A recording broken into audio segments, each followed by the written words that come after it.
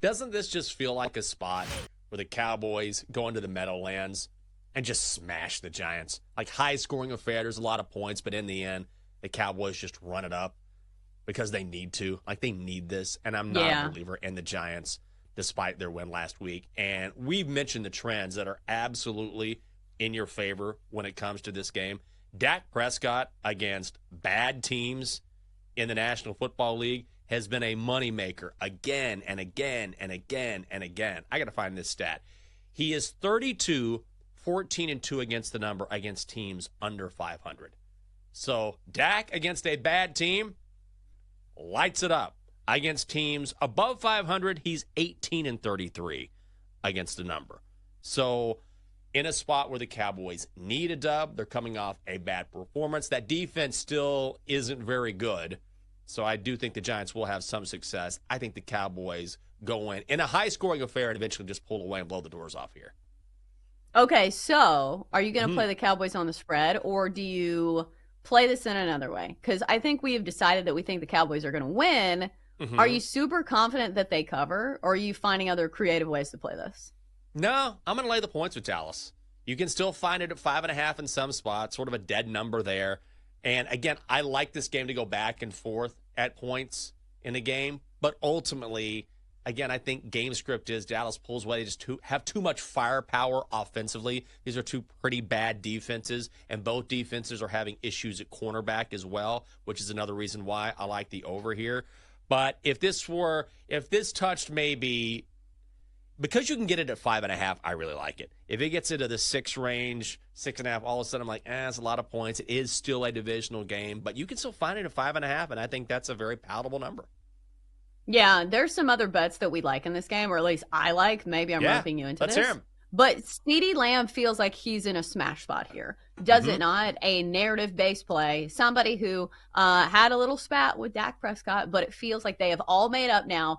And it feels like this is the angle on CeeDee Lamb. Last year we saw this. He had a bad game against the Browns, but then he followed it up with historic numbers. I think in 6 of his next 7 games, he had like 100 yards receiving, something like that, to where we know he finished the year with some of the best numbers across the league. So it feels like a great get-right spot for a team that's desperate, a team that relies heavily on the passing game, because who's going to run the ball? No, this is a team that wants to throw the ball. So his receiving prop tonight is 80.5. It is really high. But isn't CeeDee Lamb one of those guys that has the potential to go over 100 on any given day, especially when I feel like Dak Prescott probably wants to write the narrative in this one? And who better to throw it to than your number one receiver in prime time? This is where the big dogs feast, is in prime time. So I feel like CeeDee Lamb goes over his receiving prop, 80.5, or even you could take a look at his receptions. It's 6.5. But game script might matter here. That's the sabotage factor. If this is a blowout game, that's how you lose this bet. Also, I think I found this. I found it at 79.5. You can still get that, minus 113. So I'm going to be on that as well. I love this play. Smash spot for CeeDee Lamb, like you talked about. And I mentioned this earlier, but I like listening to players and kind of getting their mindset before each and every game, especially if it's a player coming off a bad performance. And CeeDee Lamb wasn't bad against the Ravens, but for him, it wasn't his standard. Had a fumble in that game. He dropped a pass and still was pretty good. I mean, he still had 67 yards in a bad game. So now you're facing a secondary that is much worse. You're hyper-motivated. He was talking yesterday about how he's totally fine with Dak. Dak's his brother. And we see this a lot in the National Football League where you think, oh, my God, there's an issue here. But these guys who play football, it's a very passionate sport. Emotions are high. It's a hard game. And then there are plenty of athletes who are close friends who are tight, and just in the throes of competition, they get into it. And then once that's over, it's over. And he was saying essentially that. I'm fine with Dak. We're tighter than ever. And also I learned about how I need to conduct myself when things aren't going my way. But I'll be back. I'm going to keep doing this. And I loved hearing that from him. And so when you hear a guy speak like that and he has all the talent in the world and he's going up against a banged-up secondary, I think CeeDee Lamb's going to have a monster game. Yeah, I think so too. But there's another prop that maybe is game script proof. If you are expecting the Giants to be playing from behind, maybe the receiver you look at is Malik Neighbors in this one. And I'm trying to find the number. I was looking at Dodgers and Padres props. Probably shouldn't be doing that. But here's the thing about Malik Neighbors. He has been force-fed the ball by Daniel Jones. If you look at the targets in the last 2 games, he had 18 against the Commanders. He had 78. Or not 78. He had 12 targets against the Browns, had 78 receiving yards against the Browns, and 127 against the Commanders. I don't know if you've been watching some of these circus catches, but it also feels like this one is coverage proof because Malik Neighbors is that talented. If they're playing from behind, they're going to be throwing the ball. And plus, you get a lower number on Malik Neighbors as opposed to CeeDee Lamb. Like Malik Neighbors, I believe, is set in the 70s. I think that's where you go if you're looking for a prop that maybe doesn't have the sabotage factor of game script. So I like Malik Neighbors over his receiving prop as well. Oh, I like that play. I'm going big on this game.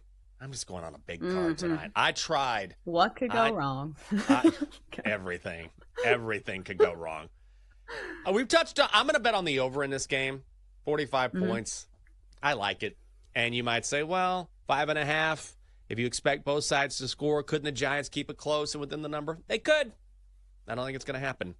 I think the Giants will score enough against the Cowboys defense, which has been really, really shaky, really since the very end of last season against the Packers, that I like the over as well. I'm going to go over 45.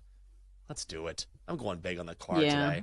I have a soccer. I'm going big. Let's go. I like this game a lot. Ooh. Yeah. I think there is one other play that I looked at, but after seeing what Brian Robinson did to me on yards per carry, Devin Singletary is in a good spot here. He's going to get most of the carries, and the Cowboys' run defense has not been good. But in some of these games, his numbers have been inflated by big carries. Like, I think he had a really long run that made it look like he had a big game. But as far as yards per carry, if you take that one out, he was not very efficient. And we saw what Brian Robinson did. Like, he got the carries, but was not very efficient. So I don't know. I don't really like trusting running backs who are kind of like that can have those pedestrian games. But I like the over. I like the Cowboys. We keep saying what could go wrong. The sabotage factor is this. The NFL has been wonky this year. Just please don't be wonky tonight. Please go according to plan. Yeah. I mean, over the past week, what was it? The last 5 biggest favorites in the NFL all lost outright, so it is something to worry about. It's a legit concern.